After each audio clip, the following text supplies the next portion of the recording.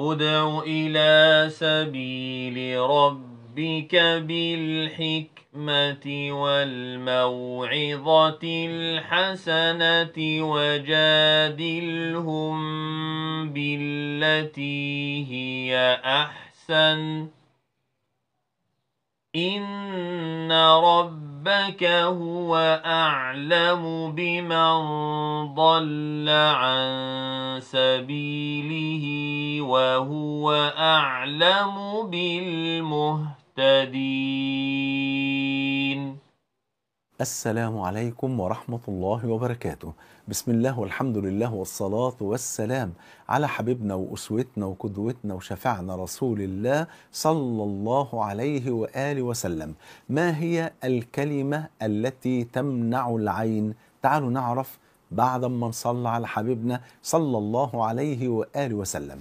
كتير مننا بيعاني من العين ومن الحسد، بل الأعجب من ده كله إن بعض الناس ممكن يحسدوا أنفسهم من غير ما ياخدوا بالهم. قال الله عز وجل: ولولا إذ دخلت جنتك قلت ما شاء الله لا قوة إلا بالله. يبقى إيه ولولا إذ دخلت إيه جنتك؟ يعني ممكن الإنسان ما يحسدش غيره ويحسد نفسه. شوف قد إيه. فالمولى عز وجل بيقول: ولولا إذ دخلت جنتك قلت، يعني يا ريت، يعني هلا قلت ذلك حينما تدخل جنتك أي بستانك.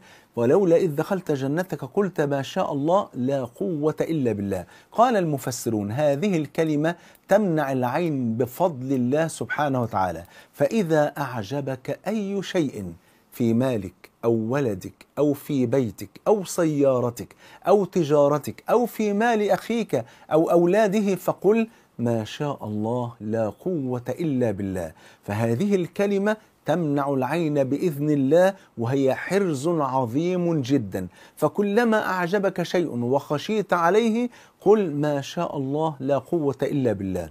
شايف أولادك ما شاء الله لابسين أجمل لبس وشكلهم جميل، قل ما شاء الله لا قوة إلا بالله. شايف عربيتك جميلة ما شاء الله ما شاء الله جميلة جدا، فقل ما شاء الله لا قوة إلا بالله. شايف زوجتك حتى وأعجبتك قل ما شاء الله لا قوة إلا بالله. شايف تجارتك ما شاء الله بتنمو كل يوم قل ما شاء الله لا قوة إلا بالله. نفس الحكاية برضو لو شفت أي مسلم، أي أخ ليك أو حضرتك شفت أخت ليكي عايشة عيشة طيبة وما شاء الله جميلة إلى غير ذلك، عندها أولاد جمال، قولي ما شاء الله لا قوة إلا بالله. فهذه الكلمة بفضل الله تمنع العين بفضل الله سبحانه وتعالى. فلا تنسوا هذه الكلمة.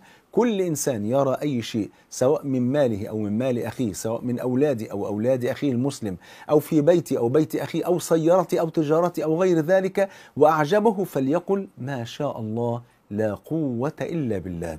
أسأل الله عز وجل أن يبارك في أولادكم وأموالكم وفي حياتكم، وأن يملأ حياتكم بالسعادة والسرور يا رب العالمين، وأن يجمعني وإياكم مع سيد ولد آدم صلى الله عليه وآله وسلم في الفردوس الأعلى. بحبكم في الله، والسلام عليكم ورحمة الله وبركاته.